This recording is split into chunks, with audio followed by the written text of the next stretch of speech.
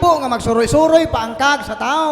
Kay human sa kamatayon naa nay paghukom. Unya kana yung pagtulunan nga kanang mahimong pispis, na imong ok-ok, mahimong bagtok, pagtulunan na sa mga Buddhist o mga Hindu.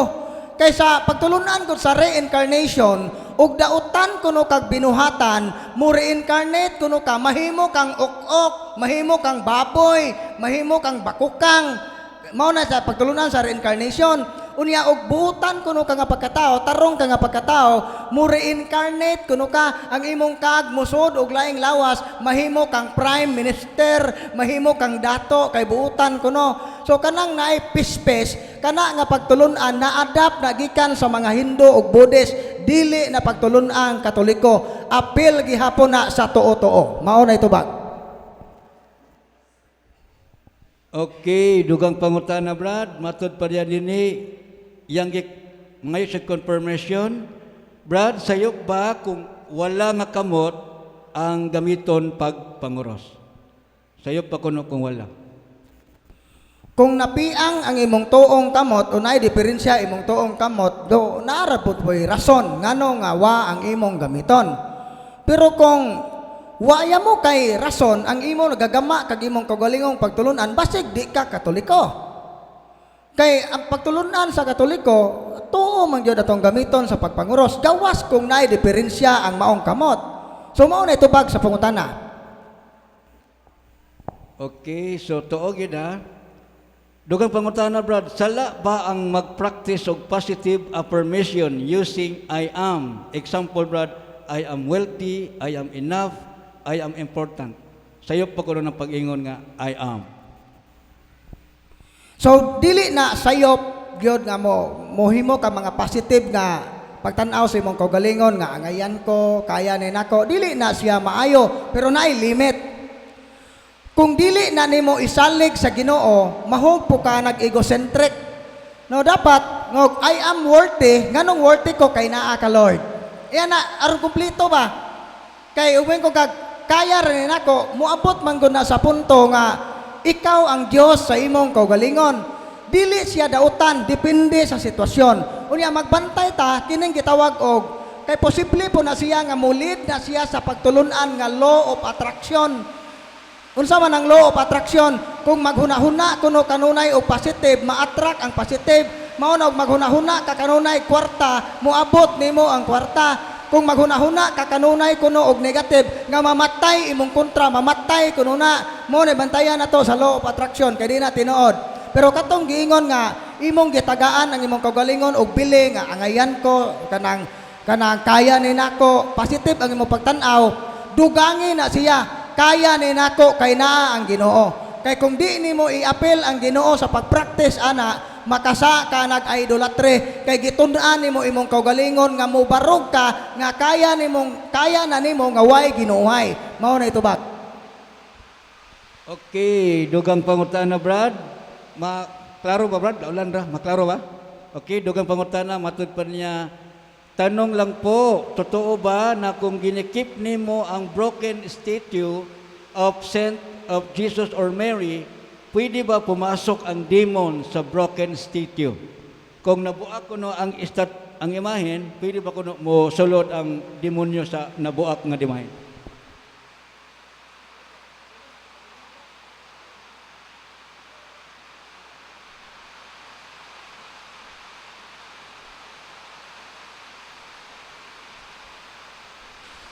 Okay.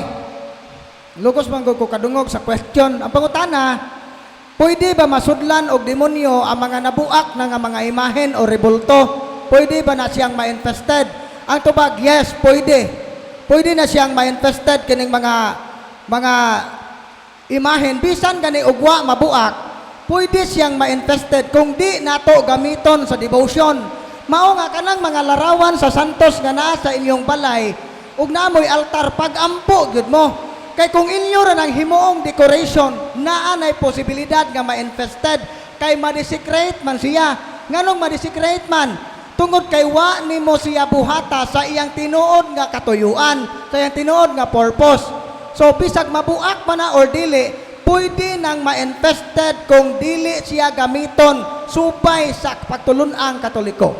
So samot na ng mga nangabuak nga dili naman na desecrate naman na pwede nang sakyan. So mao na itubag sa pangutana. Okay, dugang pangutana, Brad. Matod pa niya, Brad, kanang manghakop og dahon-dahon, magpatambal dahon-dahon, okay ba kuno na? Walay problema ang paggamit og herbal basta gikan gyud na sa tinuod nga herbalist. Pero kung ang nagresita sa maong herbal albularyo, dili gyud siya pwede. Mao ni tubag. Okay, follow up niya, Brad, nga pangutana, kanang magtuod, Brad, sa pasmo, magtuob sa pasmo, okay ba kuno na? Pasmo kanang na magtuob og dukot. Dukot kaya para na pasmo.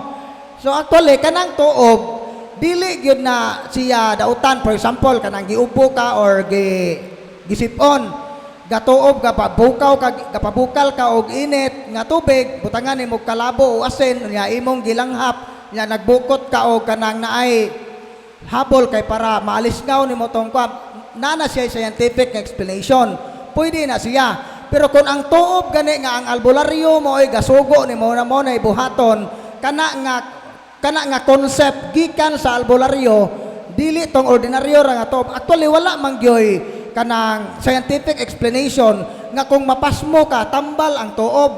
May nga ni kag pasmo nakuangan kag kaon o napasar kag kaon. Kung napasar kag kaon galayan na imong tiyan, duol og doktor o dili ba kaon, bawia ang imong kaon, dili ipagig tuob. Kay butan taga tuob-tuob ka wapo kay kaon-kaon, mao na mamaog gihapon. So mao na nga dili sa tanang panahon ang tuob safe. Mao ni tubag. Okay, dugang pangutana, Brad. Matod pa niya, Brad, akong pangutana, dunay kapilya sa among lugar, sa Manolo Portets. Ang maong kapilya, ang tag-iya, faith healer. Unya, gimisahan sa among pari. Dako bang epekto kung mo-attend sa maong misa? Ang kapilya, Brad, private, ug ang faith healer, dunay abyan nga San Roque. So actually kanang mga ingon ana nga practice nga gagamit og larawan sa Santos Kapilya nga pamisahan unya at the same time albularyo di ay makasa gyud ang tao nga gabuhat ana nakasa gyud og sacrilege. Usa gyud na kapag panamas-tamas dako na nga sa. Karon ang mga tao nga mao nang mosamot kakusgan ang iyawa nga mimpuyo sa maong lugar tungod sa sala nga sacrilege kay nganuman giyaga-iyagaan ang Ginoo. Mao na nga pamisahon, gi-invite ang Ginoo, unsa insultuhon ra pod ang Ginoo ini kataod-taod pinaagi sa mga pag-ampo, orasyon nga gikan sa yawa. Sa ato pa grabe gyud. Mao na nga makadaot gyud na siya sa katawhan. Mao ni problema. Unsay problema? Kasagaran mga pare sa Mindanao, why alamag sa exorcism? Ug naa man gani sila kahibalo, mahadlok sila mosulti kay mahadlok silang maka-offend sa pagbati sa mga lumad, maka-offend sa pagbati sa mga tao nga nagpractice ni ana. Dili na siya mo'y nature sa simbahan. Ang ato gyud mosulti gyud ta sa tinuod, isulti na to. Kung kanang mga tawhana, mga Katoliko, hinay-hinayon sila pagpasabot sa atong pagtuo, dili lang pod biglaon aron di ka tigbason. Mao na problema ana kanang pangutanaha ning abot na sa nasyonal, gipaabot na sa CBCP. Si Father Sikia o si Father Winston Kabading nga mga exorcist sa Luzon, ila na nang gipaabot sa CBCP kining problema sa syncretism sa Pilipinas. Ang pagtuong Katoliko, dunay mga pare nga muuyon rapod og dunay mga ritual, mga paganong ritual bisan sulod sa misa. Kana siya violation yun na siya sa pagtuong Katoliko. Ang nagbuhat ni ana di gyud makalikay sa sala. Mao na itubag. Okay, dugang pangutana. Madungog pa ba ninyo? Madungog pa ninyo? Dili na? Ang uban makadungog, ang uban dili. Okay, so ato nang i-end ang open forum, dinitataman. So daghang salamat sa tubag, Brad Sherwin Pakot.